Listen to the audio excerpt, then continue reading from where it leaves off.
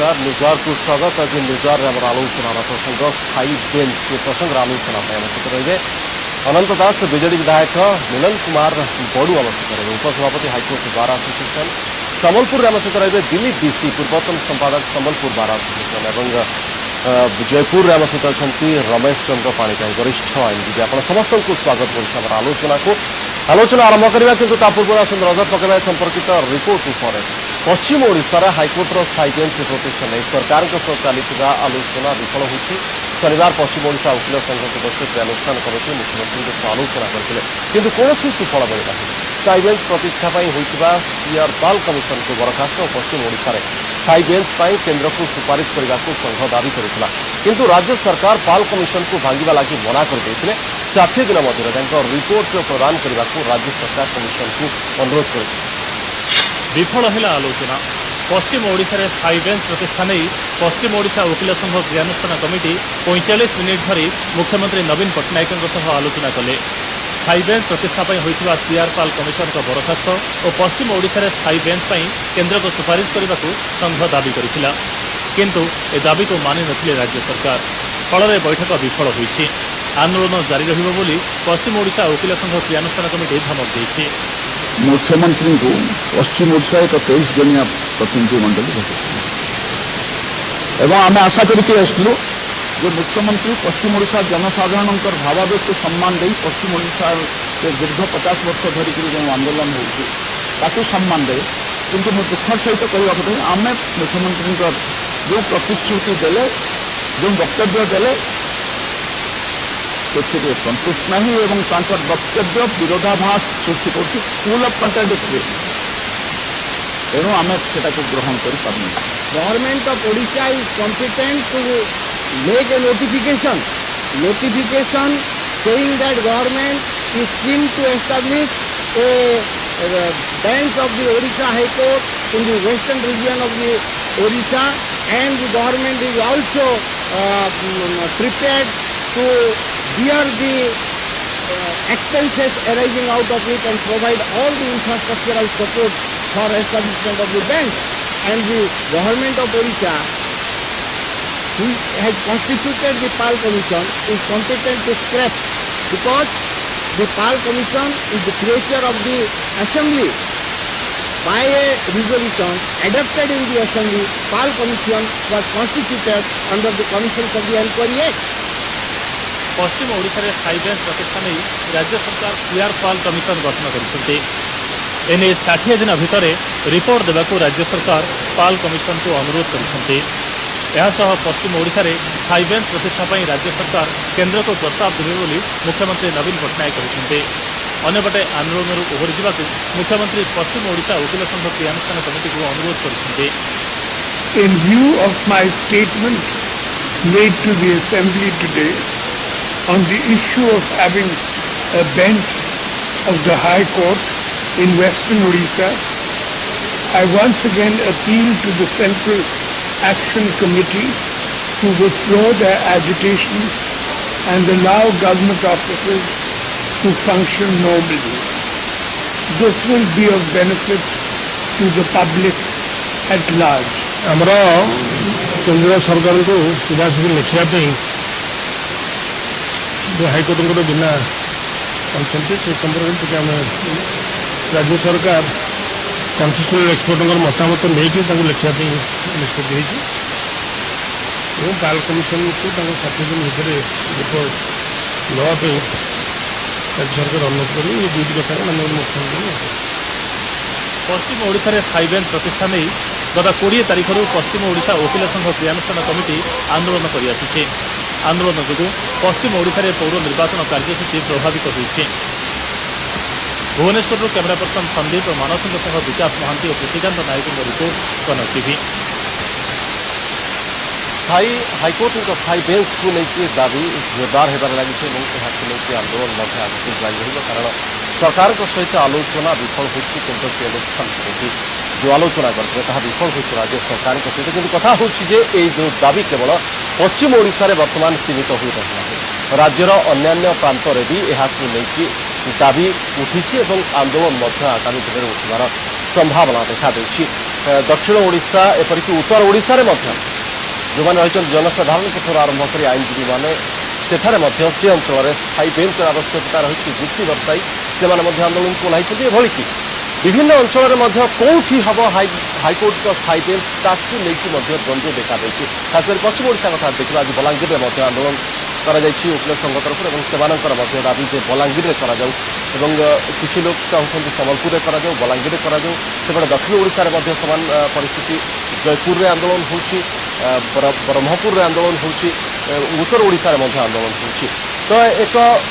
ଆମେ ପୁଣି ଥରେ ସ୍ପଷ୍ଟ କରିବାକୁ ଚାହୁଁଛୁ ଏଇ ଯେଉଁ ଆନ୍ଦୋଳନ ବା ଦାବି ରହିଛି ବିଭିନ୍ନ ସ୍ଥାନରେ ସେ ଦାବି ଯଥାର୍ଥ କି ନାହିଁ ସେ ନେଇ ଆମେ ପ୍ରଶ୍ନ ଉଠାଉନୁ ବା ଅଯଥାର୍ଥ ବୋଲି ଆମେ କହୁନାହୁଁ। କିନ୍ତୁ ଯେଉଁଭଳି ଭାବରେ ବିଭିନ୍ନ ସ୍ଥାନରେ ଦାବି ବର୍ତ୍ତମାନ ଉଠିଛି, ଗୋଟିଏ ଦାବି ବର୍ତ୍ତମାନ ପର୍ଯ୍ୟନ୍ତ ପୂରଣ ହୋଇପାରିଲା ନାହିଁ। ଖାସ୍ କରି ପଶ୍ଚିମ ଓଡ଼ିଶା କଥା ଯଦି ଦେଖିବା ସେଠି ଜୋରଦାର ଦାବି ଏବଂ ଆନ୍ଦୋଳନ ହୋଇ ଆସୁଛି। ସେଠି ଏପରିକି ରାଜନୈତିକ ଦଳଗୁଡ଼ିକ ମଧ୍ୟ ସମସ୍ତ ରାଜନୈତିକ ଦଳ ସେଠି ଆନ୍ଦୋଳନ ସମର୍ଥନରେ ଓହ୍ଲାଇଛନ୍ତି ଏବଂ ପୌର ନିର୍ବାଚନରେ ନାମାଙ୍କନ ପତ୍ର ମଧ୍ୟ ଦାଖଲ ହୋଇପାରି ନାହିଁ ପଶ୍ଚିମ ଓଡ଼ିଶାରେ। ତ ସେ ଗୋଟିଏ ଦାବି ବର୍ତ୍ତମାନ ଯେତେବେଳେ ସମାଧାନ ହୋଇନାହିଁ ଏବଂ ସେ ଦାବିର ଭବିଷ୍ୟତ କ'ଣ ହେବ, ସେଠି ହାଇକୋର୍ଟଙ୍କ ସ୍ଥାୟୀ ବେଞ୍ଚ ପ୍ରତିଷ୍ଠା ହେବ କି ନାହିଁ ସେ ନେଇ ବର୍ତ୍ତମାନ କୌଣସି ପଦକ୍ଷେପ ନିଆଯାଇ ନଥିବା ବେଳେ ଅନ୍ୟାନ୍ୟ ସ୍ଥାନରେ ମଧ୍ୟ ସମାନ୍ତରାଳ ଭାବରେ ଦାବି ମୁଣ୍ଡ ଟେକିଛି ଏବଂ ଆନ୍ଦୋଳନ ମୁଣ୍ଡ ଟେକିବାକୁ ଯାଉଛି। ବାସ୍ତବରେ କୁଆଡ଼େ ଯାଉଛି ଏ ସ୍ଥିତି ଏବଂ କ'ଣ ବାସ୍ତବରେ ଆବଶ୍ୟକତା ରହିଛି କି ଯେଉଁ ଯେଉଁ ସ୍ଥାନରେ ଆନ୍ଦୋଳନ ବର୍ତ୍ତମାନ ମୁଣ୍ଡ ଟେକୁଛି ଏବଂ ସମସ୍ତଙ୍କର ଯୁକ୍ତି ଯେ ସବୁଠି ଦରକାର ହାଇକୋର୍ଟଙ୍କର ସ୍ଥାୟୀ ବେଞ୍ଚ, ଏ ଦାବି ବାସ୍ତବରେ କେତେ ଯଥାର୍ଥ ଏବଂ ସରକାରଙ୍କର ଏ କ୍ଷେତ୍ରରେ କ'ଣ ଯେଉଁ ଆଭିମୁଖ୍ୟ ରହିଛି ତାହା କେତେ ଦୂର ସ୍ପଷ୍ଟ ଏବଂ ଠିକ୍ ଏ ପ୍ରସଙ୍ଗରେ ଆମେ ଆଲୋଚନା କରିବା। ଆଲୋଚନା ପାଇଁ ପୁଣି ଥରେ କରିଥିବା ଆମ ସହିତ ଅଛନ୍ତି ବିଜେଡି ବିଧାୟକ ଅନନ୍ତ ଦାସ ଆମ ସହିତ ଅଛନ୍ତି, ଆମ ସହିତ ଅଛନ୍ତି ମିଲନ କୁମାର ବଡ଼ୁ ଯିଏକି ଉପସଭାପତି ଅଛନ୍ତି high court bar association, Dilip Bishi ଆମ ସହିତ ଅଛନ୍ତି ସମ୍ବଲପୁରରେ ଯିଏକି ପୂର୍ବତନ ସମ୍ପାଦକ ଅଛନ୍ତି ସମ୍ବଲପୁର ବାର ଆସୋସିଏସନ ଏବଂ ରମେଶ ଚନ୍ଦ୍ର ପାଣିଗ୍ରାହୀ ବରିଷ୍ଠ ଆଇନଜୀବୀ ଜୟପୁରରେ ଆମ ସହିତ ଅଛନ୍ତି। ଆପଣ ସମସ୍ତଙ୍କୁ ସ୍ୱାଗତ କରୁଛି ଆମର ଆଲୋଚନାକୁ। ଆଲୋଚନା ଆରମ୍ଭ କରିବା ପ୍ରଥମେ ସମ୍ବଲପୁରକୁ ମୁଁ ଯିବାକୁ ଚାହିଁବି। ଦିଲ୍ଲୀପ ବାବୁ ଆପଣଙ୍କଠାରୁ ଆରମ୍ଭ କରିବା ପାଇଁ ଚାହିଁବି କାରଣ କେନ୍ଦ୍ରୀୟ କ୍ରିୟାନୁଷ୍ଠାନ କମିଟିର ଆଜି ଥିଲା ସରକାରଙ୍କ ସହିତ ଆଲୋଚନା ଏବଂ କାହିଁକି ଆଲୋଚନା ବିଫଳ ହେଲା ଏବଂ ଆଲୋଚନା ବିଫଳ ହେଲା ପରେ ଏବେ କ'ଣ ରହିବ ଆପଣମାନଙ୍କର ପଦକ୍ଷେପ? ଦେଖନ୍ତୁ ଆମର ଯେଉଁ ପ୍ରତିନିଧି ଦଳ ମୁଖ୍ୟମନ୍ତ୍ରୀଙ୍କ ସାଙ୍ଗରେ ଦେଖା କରିବାକୁ ଯାଇଥିଲେ, ଯେଉଁ ଆଲୋଚନା କରିବାକୁ ଯାଇଥିଲେ, ସେମାନେ ଏପର୍ଯ୍ୟନ୍ତ ଭୁବନେଶ୍ୱରରୁ ସମ୍ବଲପୁରକୁ ଆସିନାହାନ୍ତି। ତେଣୁ କ'ଣ ହେଲା ତାଙ୍କ ଭିତରେ ସେ ଯେଉଁ ଆଲୋଚନା ତାର ସବିଶେଷ ବିବରଣୀ ଆମ ପାଖରେ ନାହିଁ। ଯେ ପର୍ଯ୍ୟନ୍ତ ଆମ ପାଖରେ ସବିଶେଷ ବିବରଣୀ ନ ପହଞ୍ଚିଛି ଏବଂ ଏଇ ଯେଉଁ ଆମର ଯେତିକି ଅଛନ୍ତି ଆମର ଓକିଲ ସଂଘ ସମୂହ ତଥା ଯେଉଁ ଜନସାଧାରଣ ସଂଘ ଏବଂ ଅନ୍ୟାନ୍ୟମାନେ ଅଛନ୍ତି ସେମାନଙ୍କୁ ନେଇ ଆମେ ମିଟିଂ ନ କଲା ପର୍ଯ୍ୟନ୍ତ ଆଗାମୀ ପଦକ୍ଷେପ କ'ଣ ହେବ ସେଇଟା ଆମେ କହିପାରିବୁ ନାହିଁ। ତେଣୁ ଏମାନେ ସମସ୍ତେ ଆସିବେ ଏବଂ ଯେହେତୁ ଯାହା ଖବର ଆସୁଛି ଆପଣ ଯଦି ରିପୋର୍ଟ ଆମେ ଯେଉଁ ରିପୋର୍ଟ ଦେଖେଇଲୁ ଏ ରିପୋର୍ଟ ଯଦି ଆପଣ ଦେଖିଥିବେ ସେଥିରେ ଆପଣ କ୍ରିୟାନୁଷ୍ଠାନ କମିଟିର ସଭାପତି ଏବଂ ପ୍ରବକ୍ତା ସ୍ପଷ୍ଟ ଭାବରେ କହୁଛନ୍ତି ଯେ ସରକାରଙ୍କର ନିଷ୍ପତ୍ତିରେ ସେମାନେ ସନ୍ତୁଷ୍ଟ ନୁହନ୍ତି ଏବଂ ଆଲୋଚନା ସମ୍ପୂର୍ଣ୍ଣ ଭାବରେ ବିଫଳ ହୋଇଛି, ଆଗକୁ ମଧ୍ୟ ଆନ୍ଦୋଳନ ଜାରି ରହିବ। ଆନ୍ଦୋଳନ ନିଶ୍ଚିତ ଭାବରେ ରହିବ, କାହିଁକିନା ଯେ ପର୍ଯ୍ୟନ୍ତ ପଶ୍ଚିମ ଓଡ଼ିଶାରେ ହାଇକୋର୍ଟର ସ୍ଥାୟୀ ବେଞ୍ଚ ସ୍ଥାପନ ନ ହୋଇଛି ସେ ପର୍ଯ୍ୟନ୍ତ ଆମର ଆନ୍ଦୋଳନ ଜାରି ରହିବ। ସେଇଟା ନିଶ୍ଚିତ ଭାବରେ ସତ କଥା। ଆଉ ତା ବାହାରେ ଆଲୋଚନାରେ ଯେ କ'ଣ କ'ଣ ହେଇଛି ସବିଶେଷ ବିବରଣୀ କଥା ମୁଁ କହୁଛି ଆପଣଙ୍କ ପାଖରୁ ଆମେ ଯେତିକି ଜାଣିବାକୁ ପାଉଛୁ, ମିଡ଼ିଆ ଥ୍ରୁରୁ ଯେତିକି ଜାଣିବାକୁ ଚାହୁଁଛୁ, ଯେତିକି ପାଇଛୁ ଆମେ ଏପର୍ଯ୍ୟନ୍ତ ସେ ପର୍ଯ୍ୟନ୍ତ ଆମକୁ ମିଳିଥିବା ଖବର ଅନୁସାରେ ଯେ ଆମେ ଆମର ଯାହା ଦାବି ଥିଲା ସରକାର ତାକୁ ପୂର୍ଣ୍ଣ ମାତ୍ରାରେ ମାନି ନାହାନ୍ତି। କେବଳ ଏଇଟାକୁ ଟାଲ ଟୁଲ ନୀତି ଭଳିଆ ଆମକୁ ଗୋଟେ ଧୂଆଁ ବୁଲେଇଲା ଭଳିଆ ଜିନିଷ ହେଇଛି। ତେଣୁ ଆମର ଯେ କେନ୍ଦ୍ରୀୟ କ୍ରିୟାନୁଷ୍ଠାନ କମିଟିର ଆବାହକ ଆନ୍ଦୋଳନ ଜାରି ରହିବ ବୋଲି କହିଛନ୍ତି। ଯେହେତୁ ସବିଶେଷ ବିବରଣୀ ଆମ ପାଖରେ ନାହିଁ ତେଣୁ ତା ଉପରେ ନିଶ୍ଚିତ ଭାବରେ ସବୁ ସଂଘମାନଙ୍କ ସାଙ୍ଗରେ ଆମର ବିଚାର ବିମର୍ଶ। ଦିଲ୍ଲୀପ ବାବୁ ହୁଏତ ଆଉ ଏକ ବଡ଼ ସମସ୍ୟା ଭାବେ ଉଭା ହୋଇପାରେ କାରଣ ପଶ୍ଚିମ ଓଡ଼ିଶା ତରଫରୁ ଯେହେତୁ ଏକ ସ୍ଥାୟୀ ବେଞ୍ଚ ପାଇଁ ଦାବି କରାଯାଉଛି, ବର୍ତ୍ତମାନ ବଲାଙ୍ଗୀରରେ ଆଜି ମଧ୍ୟ ଆନ୍ଦୋଳନ ହୋଇଛି ଏବଂ ସେମାନେ ଚାହୁଁଛନ୍ତି ଯେ ହାଇକୋର୍ଟଙ୍କର ସ୍ଥାୟୀ ବେଞ୍ଚ ଯଦି ପଶ୍ଚିମ ଓଡ଼ିଶାକୁ ଆସୁଛି ଏବଂ ପ୍ରତିଷ୍ଠା ହେଉଛି ତାହା ବଲାଙ୍ଗୀରରେ କରାଯାଉ। ଏଭଳି ସ୍ଥିତିରେ ଯେଉଁ ପଶ୍ଚିମ ଓଡ଼ିଶାରେ ମଧ୍ୟ ଗୋଟେ ଦ୍ୱନ୍ଦ୍ୱ ଉପୁଜିଛି କେଉଁଠି ହେବ ହାଇକୋର୍ଟ ସ୍ଥାୟୀ ବେଞ୍ଚ, ଆପଣ ଭାବୁନାହାନ୍ତି କି ଗୋଟେ ଦାବି ଦୃଢ଼ ଭାବରେ ଉପସ୍ଥାପନ କରିବା ପୂର୍ବରୁ ତାହାର ପ୍ରଥମେ ସମାଧାନ ହୋଇଯିବା ଦରକାର? ଦେଖନ୍ତୁ ଆମର ଯେଉଁ এইটা আমার পরিবার ভিতরে পশ্চিম ওড়িশার পরিবার ভিতরে হয়েছি এই জিনিসটা আর তা বাহারে আমি কହୁଛୁ পশ্চিম ওড়িশার যেকୌଣସି স্থাନରେ তেণু পশ্চিম ওড়িশার কৌশি স্থাନରେ যদি সরকার নিজে করা চাহিবে তাহলে আমার কাহারি আপত্তি রহবনি এটা সরকারଙ୍କର নিষ্পত্তি আোর গাইডলাইন্স রয়েছে সেই অনুসারে হব তেণু এতে কোটু প্রশ্ন আসলে কোটু ভিতরে এই প্রশ্ন মু তো জাঁপারি ନାଇଁ ଯଦି ବଲାଙ୍ଗୀର ଆସୋସିଏସନ ଆଜି ଦାବି ଥିଲା ସେମାନେ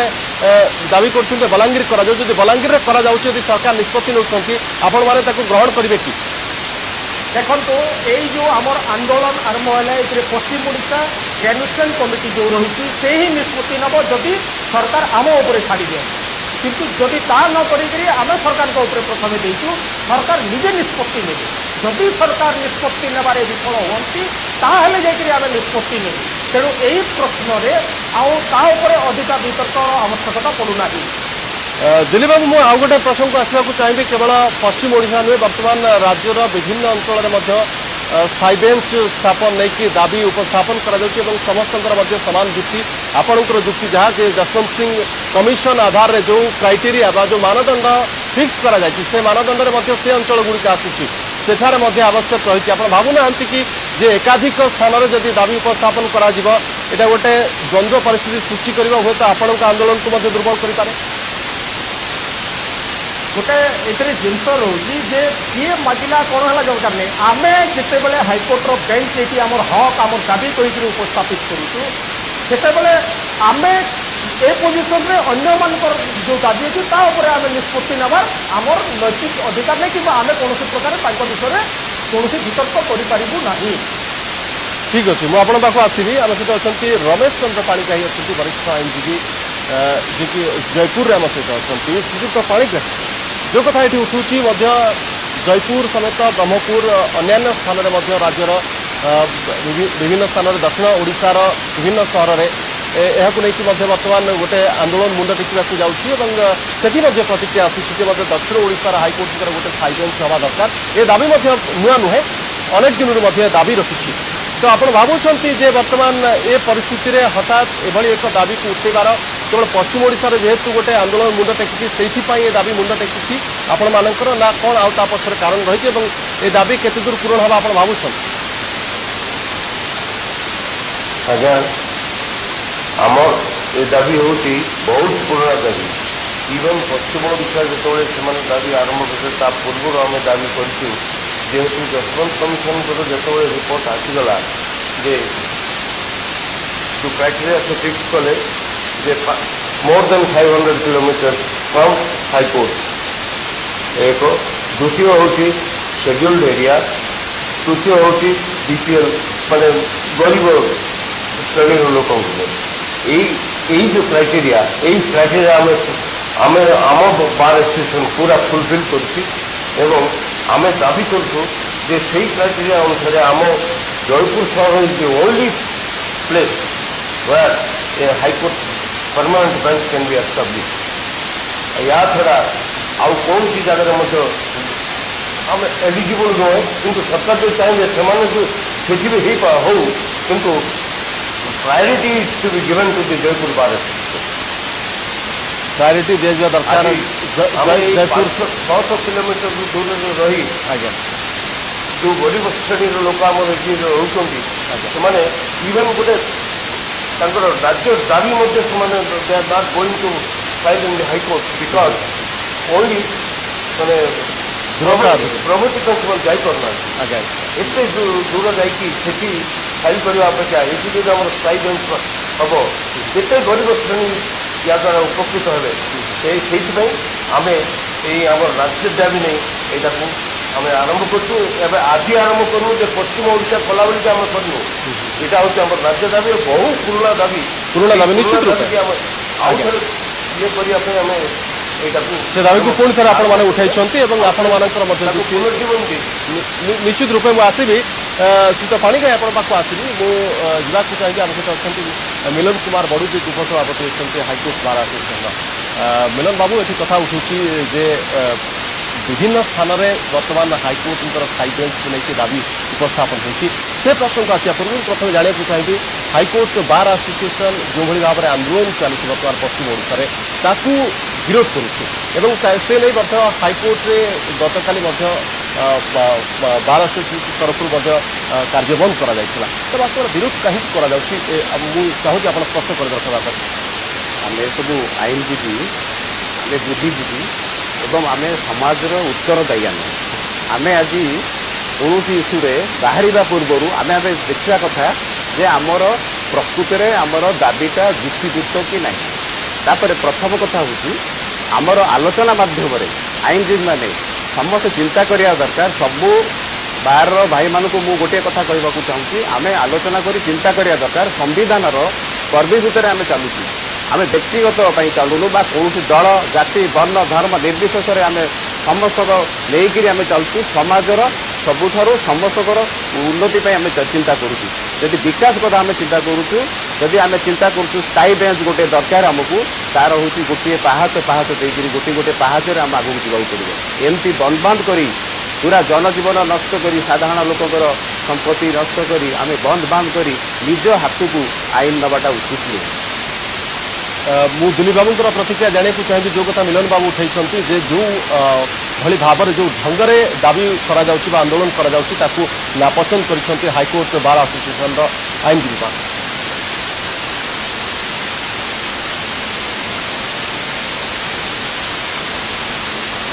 दिलीप बाबू आप शुणिपार हाँ जो कथा मिलन बाबू कहले जे जो ढंग से आंदोलन करा बंद पालन करा सरकारी कार्यालय ठप कर दिया एवं ए सबू बा पौर निर्वाचन को गोटे प्रकार वर्जन करा ए तरीका ठीक नुहे कौन दाबी उपस्थापन करने ये आमर जो केंद्रीय क्रियानुष्ठान कमिटीर बैठक यहाँ जुलाई 27 तारीख में आमर ये अनुष्ठित होता से विधानसभा समय आरडीसी ऑफिस को सामने आमर धारणा एवं अनशन प्रोग्राम आगु फिक्स होता निर्वाचन कमिशन तार 15 दिन ऊर्ध्व है निष्पत्तिटा ने पौर निर्वाचन हम तेणु आम आगु कर विभिन्न संघ राजनैतिक दल से मैंने निजे स्वतःप्रभूत भाव में यहाँ अंचल भावावेग एवं जनसाधारण आवश्यकता को उपलब्धि कर जितेबले निजे राजरास्ता को आसिले एवं निजे से बंद कले से वकिल संघर भूमिका नहीं प्रश्न करने निश्चित भाव में अवास्तव क्षमा करेंगे आम हाइकोर्टर भाई जो कहते आम कौटी भंगारुजा करना आम केवल अनशन और धारणा स्थल में बसीचु जनसाधारण राजनैतिक दल मैंने अन्य संघ मैंने जिते रास्ता को आसवे यहाँ ए अंचल आवश्यकता बोली अनुभव करेंगे से जदि कहे ए प्रकार जिन अगणतांत्रिक ताहले निश्चित भाव में मुझे कहबी दुर्भाग्यजनक हाइकोर्टर भाई आमर जो कहते निश्चित भाव में चिंता करूँ कौ हिसाब से आम ये दायी आज्ञा मिलन बाबू आपको जावाक चाहिए आप कौ भाई भाव में आप जो कथा कहते ये ढंग से आंदोलन ठीक नुहे आंदोलन कौ भाई ढंग से हवा उचित थी आप भावुं जहाँफल कि जो दाबी से रही दाबी हुए तो हासिल हो पारि था आमर जो संविधान अच्छी संविधान 214 आर्टिकल अनुसार गोटे राज्य में गोटे जगार स्थायी बेंच हम से स्थिर हो कौटी स्थिर हम सहीटा हूँ चीफ मिनिस्टर जिते चीफ जस्टिस को लिखे चीफ जस्टिस जो गवर्नर को लिखे गवर्नर होती केंद्र सरकार को जनइबे केंद्र सरकार ता स्थिर करेंगे पार्लियामेंट रे स्थिर हम केंद्र सरकार एवं पार्लियामेंट रे स्थिर पार्लियामेंट केवल हूँ स्थिर करें स्थायी बेंच हो पार कि ना तेणु ये जो निर्वाचन अच्छी पौर निर्वाचन ता परिप्रेक्षी सबू राजनैतिक दल आगू चली आसुँच तेणु से क्लीयर हवा दरकार से जानवा दरकार कौ परिस्थिति रे से बाहर को बाहर निर्वाचन केवल से बाहर आउ कौन कारण नहीं ना राजनीतिक दल मान हुए तो निर्वाचन गोटे प्रसंग होता पारे किंतु वकिल संघ जो कथा कहले दिलीप बाबू जे जनसाधारण रही प्रति समर्थन और वकिल मैंने केवल सामिल होती ठीक अच्छी जदि जनसाधारण अच्छी सेटा हूँ दाबी करवा जुक्तियुक्त मुझे कहूनी कि जुक्तियुक्त यही मुझे जितेबले गणतांत्रिक बेसिस आम करूँ अगणतांत्रिक भाव में करूँ आम आगे देखू जे आम भित्तिभूमि अच्छी आमर हूँ जो पश्चिम ओडिशार जो दाबी करूँ से दाबीटा युक्तियुक्त कि ना ଆପଣ ଭାବୁଛନ୍ତି ଯୁକ୍ତିଯୁକ୍ତ ନୁହେଁ ବର୍ତ୍ତମାନ ପରିସ୍ଥିତିରେ? सीआर कमिशन जितेबाला आमर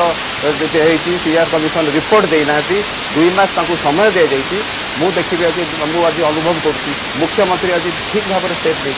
आज स्वागत योग्य स्टेप नहीं मुख्यमंत्री एवं मुख्यमंत्री जो कमिशन अच्छा कमिशन का रिपोर्ट आसली गोटे गोटे फाइनाल टच आसनी तापर आम आंदोलन रहा ठीक नुहे जो भाव में आप देखिले जे दाबी करा जाउछि पश्चिम ओडिशा जो क्रियानुष्ठान कमिटी रही केंद्रीय क्रियानुष्ठान कमिटी जे कमिशन जो गठन करा जाइछि पाल कमिशन एवं अनेक दिन धरी 2008 मसीहार गठन है कि आज पर्यंत रिपोर्ट आसी पार्ला ना तेणु से कमिशन आवश्यकता नहीं ताकू बातिल करा जाउ बोली दाबी करा जाइछला एवं राज्य सरकार तुरंत केंद्र को केंद्र सरकार के पाखक ए प्रसंग में चिठी लिखते आप जो कहले यहाँ ही हूँ ठीक उपाय दाबी उपस्थापन करने सेटा हवा दरकार आप भावुं आज राज्य सरकार जो अभिमुख्य रखिले केते दूर ठीक बोली जे पाल कमिशन को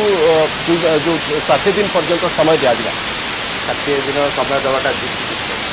सीआर कमिशन रिपोर्ट आसी सारा सरकार स्थिर करेंगे प्रकृत में भित्तिभूमि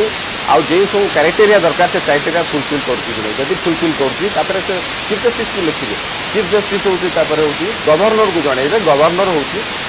केंद्र सरकार को जनइबे पार्लियामेंट रे हूँ स्थिर हम आम आईनजीवी बुद्धिजीवी आम सब जानी सारा आंदोलन को बाहर को आसवा उचित नुहे आम बुझी सुझी आसवा उचित मु दिलीप बाबू पाख जावाक चाहिए जो कथा कहले जे पाल कमिशन गठन होती मिलन बाबू जो कथा कहले तो रिपोर्ट जदि राज्य सरकार कहते 60 दिन भीतर आणवे ताको अपेक्षा करा दरकार एवं तापर परवर्ती पदक्षेप निया दरकार आप भावुंट राज्य सरकार प्रतिश्रुति को आपण मैंने रखिए ना प्रत्याख्यान करेंगे ए निष्पत्ति राज्य सरकार ठीक बोली आप कहे देखु ये पश्चिम ओडिशा वकिल संघ समूह पाल कमिशन को प्रत्याख्यान कर सारी प्रथम जिनस द्वितीय जिनस है 2008 रु एपर्यंत केते वर्ष है पाल कमिशन करुँच कौन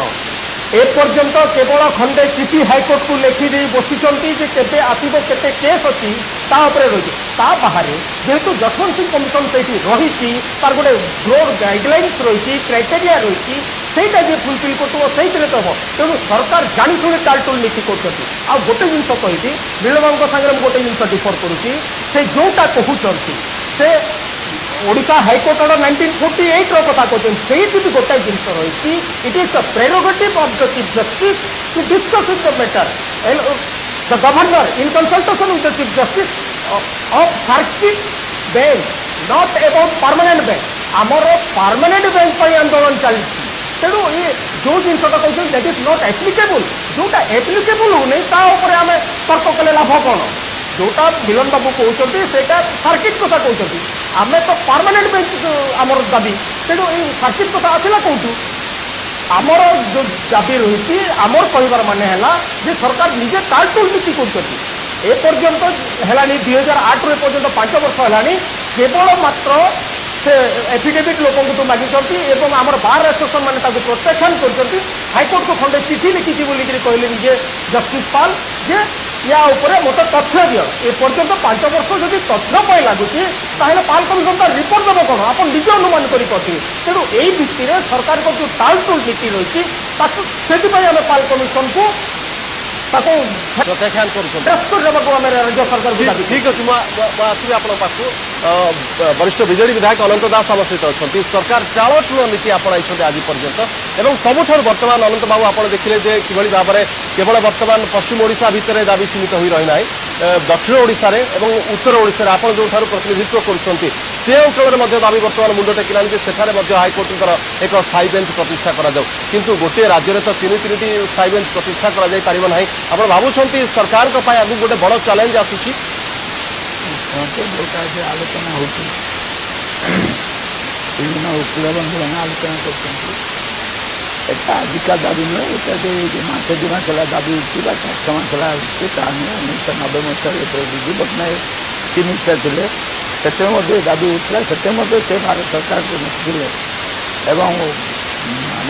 ओडिशा हाइकोर्ट लिखिले से सर्किट कोर्ट कथा उठा और सर्किट कोर्ट कौट कौट हम से दक्षिण ओडिशा दाबी होता पश्चिम ओडिशा दाबी होता मुझे ओडिशा को माने दुर्ग अनुसार भाग भाग करने को चाहूँ ओडिशा इज वन आम समस्ते 4 कोटी 20 लाख लोक ओडिशार अधिवासी मुझे पश्चिम ओडिशा उत्तर ओडिशा दक्षिण ओडिशा एक भाग भाग कर कौन रिजनल फिलिंग करने को चाहूना जोटा आवश्यक से नवीन पट्टनायक सरकार कर जोटा कहते से लिखिं the issue of having a bench of high court for Western Odisha is a long-standing demand of the people of the region. The state government is sensitive to this demand and has in fact recommended the case for having a bench in Western Odisha, Southern Odisha several times to the Honorable High Court. And subsequently the state government had constituted a Justice C.R. Pal Commission for inquiry and to examine this issue based on the Justice Jaswant Singh Commission report and made their recommendation. तेणु जोटा कहते कराला 2008 मसीहा मो मत विधायक थे चारिड़े दाबी उठा ब्रह्मपुर दाबी उठा संबलपुर दाबी उठा बलवाजी दाबी उठा बालेश्वर दाबी उठा मयूरभ दाबी उठा चारिड़े दाबी उठा एवं से मेमोरांडम मुख्यमंत्री କିନ୍ତୁ କଥା ଯୋଉ କଥା ଦିଲ୍ଲୀପ ବାବୁ କହିଲେ ଯେ ସରକାର ଚାଳଚଳ ନୀତି ଆପଣଉଛନ୍ତି ଏଥିପାଇଁ ଯେ 2008 ରୁ ଆଜି ପର୍ଯ୍ୟନ୍ତ ବିତିଗଲା ପାଲ୍ କମିଶନ ଶୁଣନ୍ତୁ ଯୋଉଟା କହୁଛନ୍ତି କେବଳ ପଶ୍ଚିମ ଓଡ଼ିଶା ପାଇଁ ଯେ ପାଲ୍ କମିଶନ କରିଛନ୍ତି ଏହା ନୁହଁ ପଶ୍ଚିମ ଓଡ଼ିଶା ଓକିଲ ଭାଇ କହୁଛନ୍ତି ଦିଲ୍ଲୀପ ବାବୁ ଏଇଟା ପଶ୍ଚିମ ଓଡ଼ିଶା ପାଇଁ ଏଣ୍ଟାର ଓଡ଼ିଶାର ସେ ରିପୋର୍ଟଟା ଦେବେ ସେ what is the necessity and as per लो जोटा कहते आर्टिकल 214 गुटा ये लगे फुल कोर्ट डिक्शनरी दरकार हम कि ना जसवंत सिंह कमिशन जो गाइडलाइन देखते कौटी एप्लिकेबल हो जड़े तो विचारपति विचार कर तेणु सीआर पाल विलम्ब हो तो सन्देह ना मो मत किंतु जो मान से रिपोर्ट मागे खाली मन करूँ खाली ओडिशा कथा कहले हम ना उत्तर प्रदेश 2टी बेंच अच्छी इलाहाबाद हाईकोर्ट लखनऊ बेंच अच्छी अन्य स्टेट अच्छी सी कौ क्राइटेरिया गोटे गोटे गोटे केवल ओडिशाटा तो गोटे स्टेट बाहर नुहे ନାଇଁ କଥା ହଉଛି ଏଇଥିପାଇଁ କୁହାଯାଉଛି ଯେ ଯଦି ଗୋଟେ ଆଖି ଦୃଶ୍ୟ ଅଗ୍ରଗତି କରିଥାନ୍ତା ପାଲ୍ କମିଶନଙ୍କର ବର୍ତ୍ତମାନ ପର୍ଯ୍ୟନ୍ତ ଏହାକୁ ନେଇକି କିନ୍ତୁ ଆଜି ପର୍ଯ୍ୟନ୍ତ ଦେଖିବାକୁ ମିଳିଲା ନାହିଁ ଯୋଉ କଥା କହିଲେ ଦିଲ୍ଲୀପ ବାବୁ ଯେ କେବଳ ଗୋଟେ ଚିଠି ଲେଖିଛନ୍ତି ହାଇକୋର୍ଟ ଠାରୁ କେତେ ମାମଲା ରହିଛି ପଶ୍ଚିମ ଓଡ଼ିଶାରେ ସେ ଭିତରେ ସୀମିତ ରହିବ ଏବଂ ଯୋଉ କଥାଟା 5 ବର୍ଷ ଭିତରେ ହେଇପାରିଲାନି ଆପଣ ଭାବୁଛନ୍ତି ଯେ 60 ଦିନ ଭିତରେ ସେଟା ହେଇପାରିବ ନାଇଁ ନାଇଁ ଦିଲ୍ଲୀପ ବାବୁ ଯୋଉଟା କହୁଛନ୍ତି ମୁଁ ଜାଣିନି ତାଙ୍କର ସୋର୍ସ ଅଫ୍ ଇନଫର୍ମେସନ୍ से खाली चिठी लिखी बसुँच ना अन्य कागजपत्र अन्य सब डाटा संग्रह करता सी फाइल कहे एवं यहाँ से कहते आप 2-3 दिन पूर्व जब आप इंटरव्यू देखिए ओटी रोटी आप गोटे इंटरव्यू देते मो पोषण देखिए से कहते मु विभिन्न राज्य राज्य बाहर जो सब हाईकोर्ट अच्छी जो बेंच होती कौ क्राइटेरिया होती आम अनुसंधान अनुधान कर अन्य जसवंत सिंह रिपोर्ट अनुधान कर कौन कम कर आम तो फाइल देखनी खंडे चिठी लिखते 1000टा चिठी लिखते दिल्ली बाबू जाने मुझे इनफर्मेशन कौन किंतु आम सरकार नवीन पट्टनायक सरकार बीजेपी सरकार सब इंटरेस्टेड जे जो अंतर जोटा दाबी ड्यू सम्मान दे कम करने जोटा आप मत उत्तर ओडिशा कथा पचारे उत्तर ओडिशा मत से वकिल मैंने बालेश्वर केउझर भद्रक मयूरभ वकिल मैंने सी बसिक आलोचना कले आम ये मुझे जानी जस्टिस कमिशन जो सीआर पाल कमिशन है से बालेश्वर बार मेमोरांडम देखते तेणु यहाँ केवल भावुं सीआर पाल कमिशन केवल पश्चिम ओडिशा बस दैट इज नॉट थिंग तार रेफरेन्स देखो कौन से अच्छी तार रेफरेन्स खाली वेस्टर्न ओडिशा कथा ना ओडिशा कौटी आवश्यक से अच्छी तेणु से खाली पश्चिम ओडिशा मुझे कहूना पश्चिम ओडिशा कहते संबलपुर बाहर हो विभिन्न जिलार बाहर भाई मान को मोर अनुरोध से रिजनेबल जब वकिल आंदोलन हे आम आउ क्या कहना ठीक अच्छे करेंगे किंतु जो इलेक्शन बंद कर गणतंत्र पंथार जो निर्वाचन हवा जाऊँगी बंद करेंगे ठीक ना तेना माननीय मुख्यमंत्री निवेदन कर मैंने बहुत माने निवेदन आंदोलन विरत हूँ सरकार से सचेतन government very much concern very much concern about सरकार गुरुत्व से नौकरी आप कहते आम सहित फोन लाइन अच्छा सुरेश्वर मिश्र अच्छा जे कि केंद्रीय क्रियानुष्ठान कमिटी रही तार प्रवक्ता अच्छा युक्त मिश्र आपको स्वागत करुच्छे जो कथा ये कहले वरिष्ठ विजेडी विधायक और आलोचना जो कथा आसला जे आज आपंकर आलोचना थिला वास्तव में आपको लगुच सरकार ए विषय को लेकिन गंभीर अच्छा कौन आंतरिकता नाला आज आमको जो आलोचना डाकिले से आम सहित आलोचना कले ना सी पूर्वर प्रस्तुत हो लेखा जाइए एक विवृत्ति पढ़ी कर्तव्य शेष कले तेणु जहाँ जना पड़ी माननीय मुख्यमंत्री ये समस्या समाधान करने कौन आंतरिकता ना बर्तमान आप जो दाबी आप जो कथा कहते आंतरिकता ना ये स्थित में कौन करेंगे बर्तमान आपण आमर स्पष्ट रही आम मत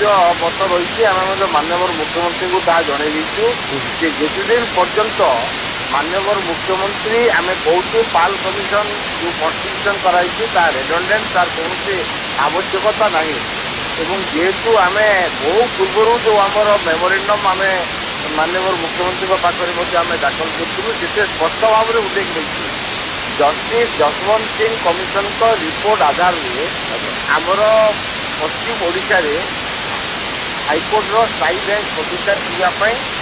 स्पष्ट भाव में उल्लेख रही तेणु पाल कमिशन कौन आवश्यकता ना जस्टिस जसवंत सिंह कमिशन जो रिपोर्ट देते से गोटे ब्रॉड प्रिंसिपल डिसाइड कर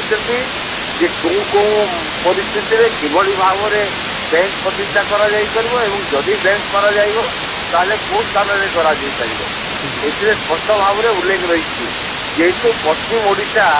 WODC गठन कलापर ये एक संवैधानिक मान्यता पाई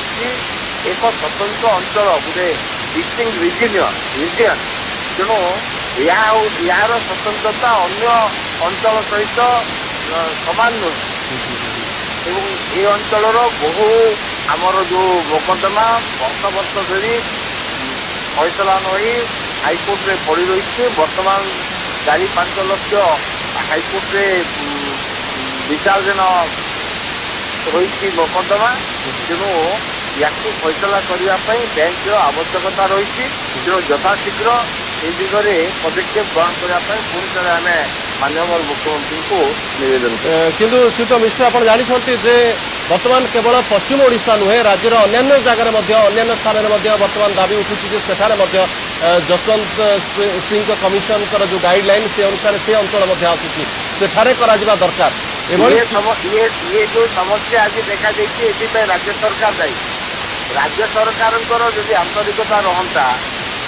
जदि आमर जो हाईकोर्ट में बर्तमान स्थान रही खाली रही विचारपति संख्या ताकू यदि पूरण करा जाता एवं हाईकोर्ट विचारपति माने जेभली भाव में आमर लोक अदालत करा विभिन्न अंचल को विचारपति माने जाउछंती यदि से भाया यदि विचारपति माने जानते ये समस्या जी कहीं आसी सब समस्या यदि समाधान हो जाता स्थायी बेंच आवश्यक पड़ो ना वर्ष धरी लोकर जो मामला फैसला हो पारना जदि जड़े जीवन काल भितर न्याय न पाइब जाइए ठीक अच्छे श्रीजुक्त मिश्र आप आम सहित फोन लाइन रे श्रीजुक्त मिश्र आप आम सहित फोन लाइन रे आनंद बाबू मुझे जावाक चाहिए जो कथा सुरेश्वर मिश्र उठेले प्रवक्ता जी अच्छा केन्द्रीय क्रिया अनुष्ठान कमिटी जे आज जो परिस्थिति सृष्टि होती विभिन्न स्थान में आंदोलन मुंड टेकी स्थायी बेंच से राज्य सरकार नीति ही दायी ना बर्तमान आप पावर कमिशन कौन आवश्यकता ना शुणु जहाँ मिश्र कहे जे जो गुड़ाक केस गुड़ाक 5 लाख टका मो इनफर्मेशन होती मुझे क्वेश्चन करते 2 लाख केस ओडिशा हाईकोर्ट बर्तमान बोधे 21 थाना 22टा पोस्ट को 7 जन को जस्टिस अच्छा 15 जन अच्छा यहाँ सत्तर जो जस्टिस जी आवश्यक से ना जो सी उद्देश्य जहाँ बुझे से जब सर्किट कोर्ट कर विभिन्न जगह संबलपुर हो जयपुर हो बालेश्वर हो सर्किट कोर्ट कर केस गुड़ा से स्थान में विचार होता ताले होता ये समस्या भी आसन राज्य सरकार सर्किट हाउस कोर्ट पाई बोधे 6 थर कि 7 थर विजु पट्टनायक समय हाईकोर्ट को अनुरोध कर फुल कोर्ट आप जानते ये आम अन्य वकील बंधु मैंने जानते फुल कोर्ट सब समय रिग्रेट करते it is not possible regret कर गवर्नमेंट ओडिशा को पठे किंतु सी जहाँ बर्तमान निश्चय कहते मुझे से एकमत जदि संबलपुर गोटे बेंच होता सप्ताह दिन गले कि 2 दिन गले से केस गुड़ा विचार कले जयपुर गले बालेश्वर गले এটা হুঁটা কিন্তু আমার মাননীয় হাইকোর্ট কাহিঁকি রাজি হোনা সেটা মু भी জানি দে আর অল জুডিশিয়াল পার্সন ସେଥିପାଇଁ ବାରମ୍ବାର ଚିଠି ଲେଖିଲେ ମଧ୍ୟ ବୋଧେ 5 ଥର କି 6 ଥର ଯେଉଁ ଅନୁରୋଧ ଓଡ଼ିଶା ସରକାର କରିଥିଲେ ଫୁଲ୍ କୋର୍ଟ ତାକୁ ରିଜେକ୍ଟ କରିଥିଲେ ସେ ଫୁଲ୍ କୋର୍ଟ ରିଜେକ୍ଟ କରିବା ପରେ ଓଡ଼ିଶା ସରକାର ହାତବନ୍ଧା ତେଣୁ ସେଟା ସେ ଯେଉଁଟା କହୁଛନ୍ତି ଯେ ପୂର୍ବରୁ ରାଜ୍ୟ ସରକାରଙ୍କର କିଛି ଦୋଷ ନାହିଁ ଆପଣ କହୁଛନ୍ତି ଆଦୌ ଟିକେ ବୋଲି ଦୋଷ ନାହିଁ ବାରମ୍ବାର ହାଇକୋର୍ଟକୁ ରାଜ୍ୟ ସରକାର ଲେଖିଛନ୍ତି ଯେ ସୁପ୍ରିମ୍ କୋର୍ଟ କରାଯାଉ ଏବଂ ସାଂସଦ ଉପମନ୍ତ୍ରୀ ସେ ଯାହା କରୁଛନ୍ତି ସମ୍ବଲପୁର କେସ୍ ଗୁଡ଼ାକ 20 ବର୍ଷ ପର୍ଯ୍ୟନ୍ତ ପଡ଼ିଛି ବାଲେଶ୍ୱର ପଡ଼ିଛି ଜୟପୁର ପଡ଼ିଛି ତେଣୁ ସେଟା ଯଦି ବୋଲିକି କରନ୍ତେ ଯେରକମ ବର୍ତ୍ତମାନ ଲୋକ ଅଦାଲତ ଯାହା କରୁଛନ୍ତି ମୋ ମଧ୍ୟ ସେଥିରେ ଏକମତ ଲୋକ ଅଦାଲତ ଜଷ୍ଟିସ୍ ମାନେ କରୁଛନ୍ତି ସେଗୁଡ଼ା କଲେ ମଧ୍ୟ ଏଗୁଡ଼ା ବହୁତ ସମସ୍ୟାର ସମାଧାନ ହେଇଯାନ୍ତା। ଶ୍ରୀଯୁକ୍ତ ମିଶ୍ର ଆପଣ ଏଥିରେ ସହମତ କି ଯେଉଁ କଥା ବରିଷ୍ଠ ବିଜେଡି ବିଧାୟକ ଅନନ୍ତ ଦାସ କହିଲେ ଯେ ବୋଧେ ଯୋଗାଯୋଗ ହୋଇପାରୁନି ମୁଁ ଆସିବି ରମେଶ ଚନ୍ଦ୍ର ପାଣିଗ୍ରାହୀ ଅଛନ୍ତି ବରିଷ୍ଠ ଆଇନଜୀବୀ ଜୟପୁରରେ ଆମ ସହିତ जो पाणीग्राही जो कथा ये आसूची जे पश्चिम ओडिशार जो क्रियानुष्ठान कमिटर प्रवक्ता जो प्रसंग उठेले जे आज जो परिस्थिति सृष्टि होती विभिन्न स्थान में आज स्थायी बेंच दाबी उठुची एथि राज्य सरकार का नीति ही दायी एवं से आज ये परिस्थिति सृष्टि होती आप ए सहमत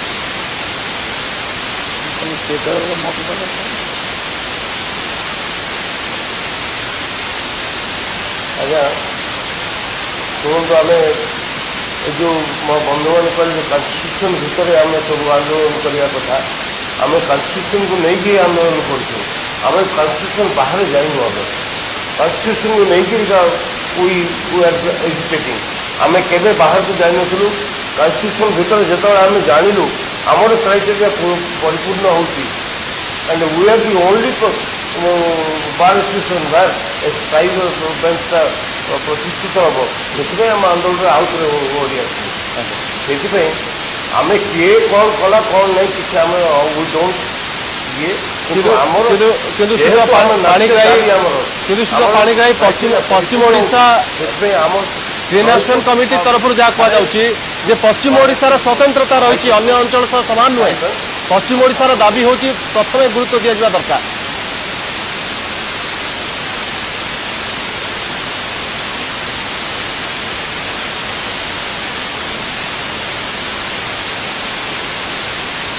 शुणिपार्टी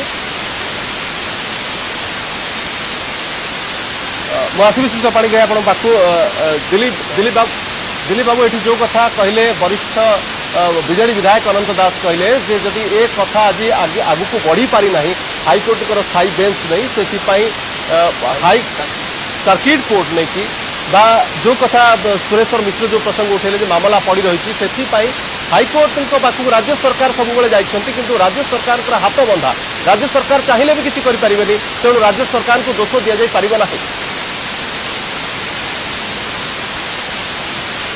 एथिरे राज्य सरकार तांकर लेगाल एक्सपर्ट मान को लेकर चिंता करिबार थिला जे आमर जो आईन रही से रही कनसल्टेशन पार्ट ये मैंने कहीं कनकरेन्स बोली भावुं मुझे बुझीपार नहीं ओडिशा हाईकोर्ट रे 1976 रे डिसाइड हो सारी consultation doesn't mean concurrence high court हाँ कहतु नाई कहतु consultation is over once consultation is over what prevented the state government to recommend the matter to the central government को recommend करिबारे बाधा कोठी सरकार को बोधे ताकर जो मेसिनरी अछि मेसिनरी बोधे स्टडी करि पारनांती जे एटा कंसल्टेशन ओनली एटा कनकरेन्स नुहे तेणु राज्य सरकार निजे निजर बाधा कहते ताकर अज्ञतार परिचय राज्य सरकार एथिरे जो लक्ष लक्ष केस पड़ी रही हाईकोर्ट रे आज्ञा देखो प्रति वर्ष 40,000 केस फाइल होती 10,000 डिस्पोजल होती तो जेतिकी रहा एरिया तापर आहरी जोड़ी हो जाती तो समय आसूसी हाईकोर्ट खंड खंड हो फाटिज एरिया आ शुणु आंध्रप्रदेश आमर जड़े जज कहते 320 वर्ष लगे जहाँ अच्छी केस ताकू फैसला करने को जदि आउ केस फाइल करा न जाए ताहले मु बुझीपार नहीं जे एरियर नहीं कौन करेंगे ये डिस्पोजल दरकार न्याय लोकों पाखे पहुँचवा दरकार केवल गोटे जगह ठूल करवा नुहे आज्ञा देखो 18th लॉ कमिशन रे डॉक्टर ए आर लक्ष्मणन जे कि सुप्रीमकोर्टर जज थे से 230तम रिपोर्ट रे कहते जे प्रत्येक राज्य में 4 ରୁ 5 बेंच दरकार जदि निजे ठीक अच्छे मिलन बाबू जो कथा दिलीप बाबू कहले जो कथा आलोचना को आसला जे वास्तव में